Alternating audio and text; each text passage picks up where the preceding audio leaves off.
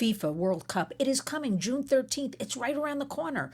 Now, we've been hearing about the World Cup for the last 2 years, at least around here, around New York, New Jersey area. I'll tell you why this is so important and what it has to do with dangerous signs of exploitation and human trafficking, especially of our teens. You know, New York, New Jersey, there's one stadium, MetLife Stadium, and that is the New York Giants. They share the stadium. There's always been controversy.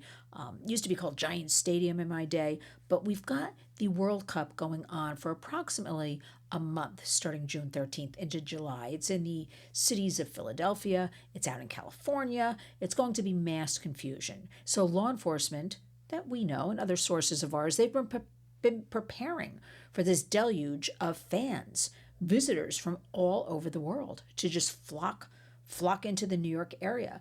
But what we have to talk about, and something, well, let me just say this.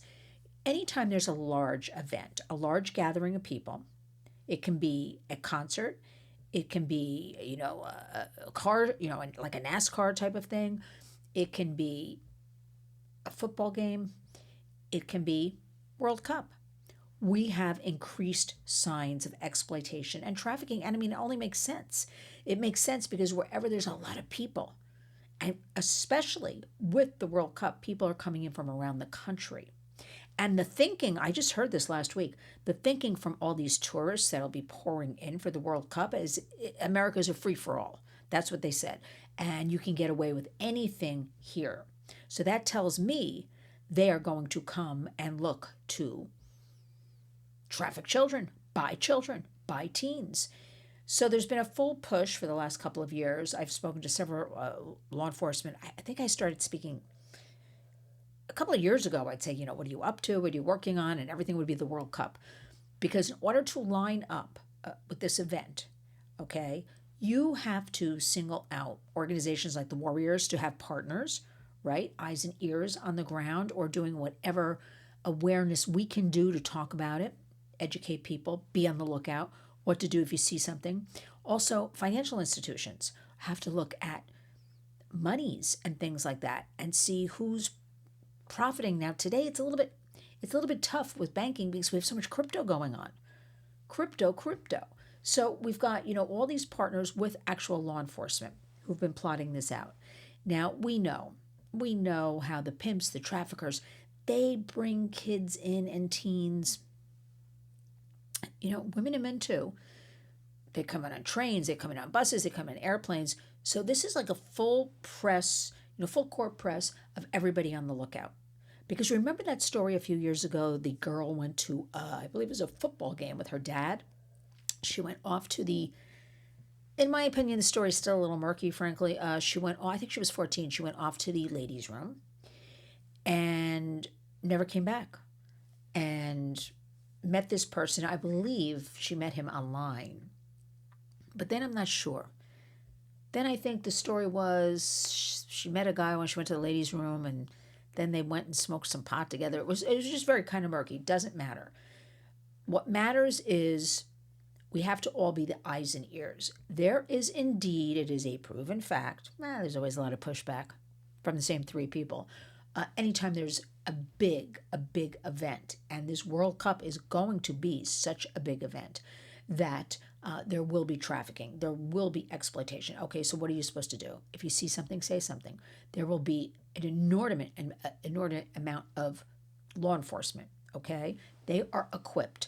I am here to tell you, I know of those from New York, New Jersey area, okay? They will know what to do.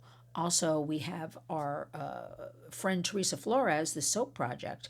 I know in different hotels and motels in New Jersey, she puts little bars of soap wrapped up in participating hotels and motels. And should a vulnerable person, right, be unwrapping the soap in the bathroom, they'll see the hotline number or a local number to get help type of thing. Now, we've got hotels and motels. We've got them on high alert. I just came the other day here in the city, RIU, R-I-U, worldwide, over 100 different hotels around the world. They began a partnership with great colleagues of ours from PACT, Protect Against Child Trafficking, PACT, and they're protect and partner and protection program, meaning they are training this hotel chain around the world, all of their employees specifically about the tenets of what to look for. It's an intense training because we hear about training a lot in hotels or hospitals. I'm here to say a lot of it, checking of boxes. Watch a 15-minute film, watch it at home. But this hotel, Ryu is the way it's pronounced, RIU, is fully committed and on board to be there to train employees and to help with child trafficking, to really be, a moral compass, their words, not mine, to help with all of this. So here we are facing the World Cup. We know there's going to be massive traffic. Remember, exploitation takes place in chaos, right? There's a lot of people going in and out of bathrooms and things like that. Just a lot of people. And everybody's concerned to get to their seat or the parking lot or where they're going. So they're not really paying attention. But I'm here as the warrior to say to you, be the eyes and ears. Find somebody, boots on the ground. You don't have time to really be calling even the national hotline number because the trafficking happens so quickly that you just don't have time. So you find somebody's standing there. Excuse me, losing my voice also, long week.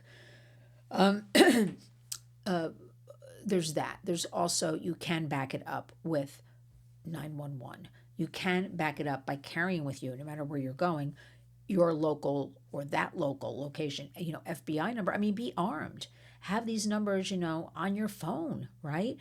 Let's just leverage the internet. Let's use the phones for good, but truly be aware.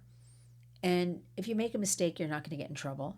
But too many kids, teens, are easily disappearing into the abyss. And I say that because in America, we have about 2,300 kids every day that go missing, including runaways, trafficked. Remember, a lot of when we say runaways, but a lot of kids, their parents kick them out of the house, okay? Runaways are still missing children, right? So let's all come together as we face this wonderful event because it is the biggest sport. I can't tell you how many men and women say to me, we can't wait for the World Cup. We love the World Cup. Let's get on board. Let's understand. Exploitation happens. Trafficking increases. But we are going to take a stance. We're going to make a commitment if we see something to say something to boots on the ground law enforcement.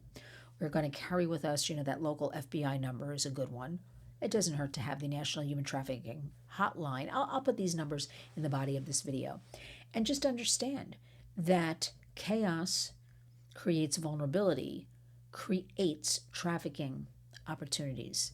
Especially if you're in the bathrooms, please kind of give a quick look around because a lot happens there. And it's a little hard because we have a lot of women now involved in trafficking. So you may think that's the mother or the big sister. If you see somebody like lurking, around the stall, they're watching them intently because they don't want them to talk to anybody else. Most bathrooms are now posting the National Human Trafficking Hotline, 888-373-7888. We must come together because when I say these 2,300 kids are missing every day, we had kids from the border. I still don't know where all those kids are. Nobody seems to have the answers for that because I ask almost every day, different people.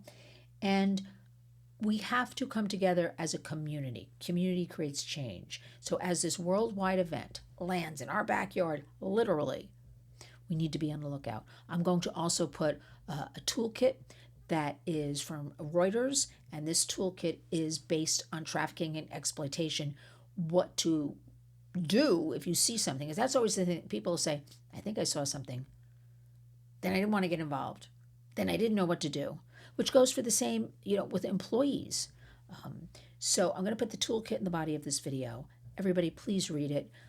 Please be aware. This is just the way of our world right now, our country. We have to protect kids. We have to protect each other because it is truly community creates change.